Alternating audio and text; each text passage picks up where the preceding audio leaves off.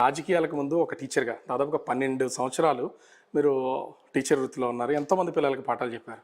ఎందుకు ఒక్కసారి సడన్గా అటు టీచర్ వృత్తిని వదిలేసి రాజకీయాల్లోకి రావాలనిపించింది? రాజకీయాల మీద ఉన్నటువంటి ఆసక్తా లేదా రంగం మారాలనా? లేదు లేదు. రాజకీయాలు అనేసరికి నాకు ఒక ప్యాషన్ నాకు. రాజకీయాల నుంచి ఫస్ట్ నుంచి కూడా రాజకీయాలంటే ఇంట్రెస్ట్ ఉండేది. కాకపోతే నేను చదువుని బట్టి జాబ్ కొంచెం ఎర్లీగా at the time of 21 I think so. ఆ ఇయర్‌కి నేను 21లో ఎంటర్ అవుతాను. అదే టైంకి డిఎస్సి నోటిఫికేషన్ వచ్చింది. డిఎస్సి రాశాను. అయిపోయింది. అదే టైంకి నేను పీజీ చేస్తున్నా టీచర్ జాబ్ వచ్చే టైంకి. సో అప్పటి నుంచి ఫస్ట్ సిగ్నేచర్ చేసేటప్పుడు అమ్మో 36 సంవత్సరాలు సర్వీస్ చేయాలా అని భయపడుతూ సిగ్నేచర్ చేశాను. బట్ కొంత టైం వచ్చిన తర్వాత నాకు అనుకూలమైన టైం వచ్చినంత వరకు వెయిట్ చేశాను. సో నాకు కొంచెం పర్వాలేదు, నేను చేయగలను, లోపలికి వెళ్ళగలను, రాజకీయాల్లోకి వెళ్ళగలను, ఈ పిల్లలు ఇవన్నీ కూడా దాటుకొని వెళ్ళగలను అని అనిపించింది. దెన్ ఆ టైంకి నాకు అవకాశం వచ్చింది, వెంటనే వెళ్ళాను. అంటే అసలు ఉన్నత విద్యావంతురాలని చెప్పడం కంటే 3 పీజీలు, అలా ఇన్ని పీజీలు చేసి అంటే విద్యలోనే ఒక ఎక్స్ట్రీమ్ లెవెల్కి వెళ్తున్నటువంటి టైంలో సడన్గా రాజకీయాల వైపు అనేది ఎవరు ఊహించారు కదా? అసలు మీకు ముందస్తు అంటే చదువుకునే రోజుల నుంచి ఈ ప్లానా? ప్లాన్ అంటే కాదు, నాకు చాలా ఇష్టం. పాలిటిక్స్ అనేసరికి చాలా ఇష్టం నాకు. అదొక రకమైన ప్యాషన్. నాన్నగారితో కూడా ఎక్కువ డిస్కషన్ నాకు మా నాన్నగారికి మధ్యలో జరిగేది పొలిటికల్గానే జరిగేది. ఆయన చిన్నప్పటి నుంచి కూడా మంత్రుల గురించి, ప్రధానమంత్రుల గురించి, స్టేట్ పాలిటిక్స్, నేషనల్ పాలిటిక్స్ ఇవన్నీ కూడా ఆయన నాతో ఎక్కువ డిస్కస్ చేసుకునేవాళ్ళం అనమాట. నాన్నగారు ప్రిన్సిపల్. ఆయన అప్పుడు మీకు ఏమన్నా మీ ఇంట్లో రాజకీయ వాతావరణం కానీ ఏమీ లేదు, nothing doing. I'm the first person in politics. అసలు లేదు. 2013 ఆ టైంకి కొంత ఇక్కడ లోకల్లోని ఉన్న టీడీపీ లీడర్ వైఎస్ఆర్సీపీకి వెళ్ళడం, ఆ టైంలో నేను చంద్రబాబు నాయుడు గారిని అప్రోచ్ అవటం.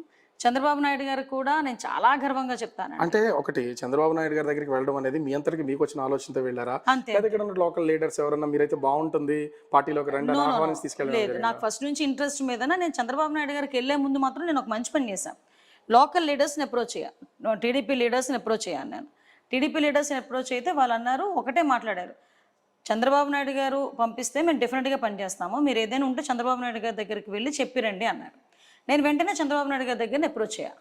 అప్రోచ్ అవ్వడం, చంద్రబాబు నాయుడు గారు కూడా నువ్వేం చదువుకున్నావు అని అడిగారు. చాలామంది పాలిటిక్స్ అనేసరికి నీ దగ్గర డబ్బు ఎంత ఉందనో, లేకపోతే నువ్వేం చేస్తున్నావు ఇలా మాట్లాడతారు. బట్ ఏంటంటే కేవలం చంద్రబాబు నాయుడు గారు ఒక్కలే నువ్వేం చదువుకున్నావు అని అడిగారు. నా చదువును చూసి టికెట్ ఇచ్చిన మహానుభావుడు నిజంగా చంద్రబాబు నాయుడు. అనిత గారు బిగ్గరగా మాట్లాడతారు, గంభీరంగా మాట్లాడతారు. నోరుంది కాబట్టి ఆవిడ సర్వే అవుతున్నారు అనుకోవచ్చా? పార్టీకి అది మీకు అది ఎసెట్ అనుకోవచ్చా? కష్టపడతామండి. మెయిన్ ఏంటంటే పార్టీ గురించి వర్క్ చేస్తాము, కమిట్మెంట్గా ఉంటాము, అట్ ద సేమ్ టైం ప్రజలకి అనుకూలంగా ఉంటాము. ఇప్పుడు ప్రజలు ఏదైనా మా దగ్గరికి వచ్చి ఒక కష్టం ఉందని చెప్పుకునేటప్పుడు మేము చేయగలమని నమ్మకం ఉంటేనే మా దగ్గరికి వస్తారు. అది చేయగలిగినప్పుడు ఇంకొకరు వస్తారు మా దగ్గరికి. అంతే తప్పించి అనిత ఏదో నోరేసుకుని పడుతుంది, నోరు చాలామందికి ఉంది, మరి వాళ్ళందరూ ఎందుకు ఫేస్ అవ్వలేకపోతున్నారు? ఒకటేంటంటే సబ్జెక్ట్ నేర్చుకోవాలి, నెక్స్ట్ ఇంకోటి ఏంటంటే పబ్లిక్ పర్సెప్షన్ ఉండాలి, థర్డ్ ఏంటంటే వే ఆఫ్ డెలివరీ ఉండాలి. ఇక్కడ మీ ఉద్యోగానికి ఒకసారిగా రాజీనామా చేసేసి రాజకీయాల్లోకి వెళ్ళిపోయారు, వచ్చారు. అసలు టికెట్ ఇవ్వకపోతే మీ పొజిషన్ ఏంటి? అసలు టికెట్ ఇస్తారు లేదనేది నేనైతే అది మెంటల్గా కూడా చాలా ప్రిపేర్ అయ్యి వచ్చాను నేను.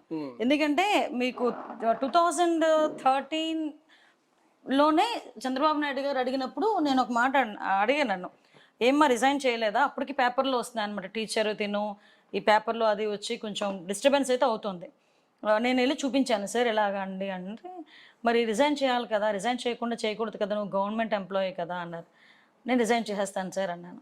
చేసి అన్నారు ఆయన. వెంటనే రిజైన్ చేసేసి ఆ కాపీ పేపర్ సార్కి పంపించా.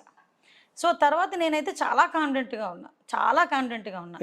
అస్సలు ఏమో మరి ఆయన నాకు అది ఇచ్చిన ధైర్యం, దేవుడు ఇచ్చిన ధైర్యం తెలియదు. కానీ చాలామంది ఆ టైంలో అనిత నీకు టికెట్ రాకపోతే ఎలాగా, లాస్ట్ మినిట్ వరకు అనితకి టికెట్ రాకుండా చేయాలి అనుకున్న సందర్భాల్లో కూడా నేను ఆ టైంలో చంద్రబాబు నాయుడు గారు ఆ రోజు నాకు మాట ఇచ్చారు. ఆ మాట ప్రకారం చంద్రబాబు నాయుడు గారు నాకు టికెట్ ఇచ్చారు. 2014లో మీకు టికెట్ ఇవ్వకపోతే అంతే గారి పొజిషన్ ఏంటి? నేనైతే ఒక మాట అన్నాను మా నాన్నగారితో, అది తప్పో రేటు నాకు తెలియదు, పార్టీ గురించి పనిచేసేటంత ఎక్స్పీరియన్స్ నాకు ఆ టైంలో లేదు.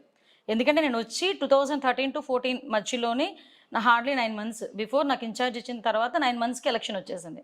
మా నాన్నగారు నన్ను పిలిచి ఒకటే అడిగారు, పిల్లల భవిష్యత్తు గురించి ఆలోచించావా?